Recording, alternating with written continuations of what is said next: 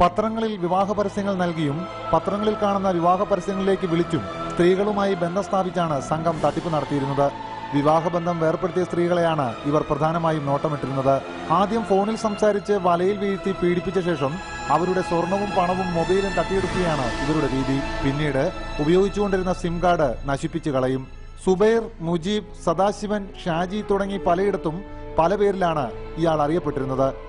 കൂടുതലും സിം കാർഡുകൾ തിരുവനന്തപുരം ജില്ലയിൽ നിന്നും എടുത്തിട്ടുള്ളതിനാൽ തിരുവനന്തപുരം ജില്ലക്കാരനാകാമെന്ന നിഗമനത്തിലാണിപ്പോൾ.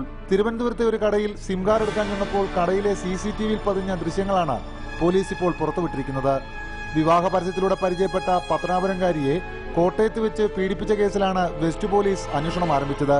ഇയാളുടെ ഫോട്ടോ കണ്ട് തട്ടിപ്പിനിരയായ നിരവധി സ്ത്രീകൾ കേസ് അന്വേഷിക്കുന്ന കോട്ടയം വെസ്റ്റ് CI AJ തോമസിനെ വിളിച്ച് പരാതി പറയുന്നുണ്ട്.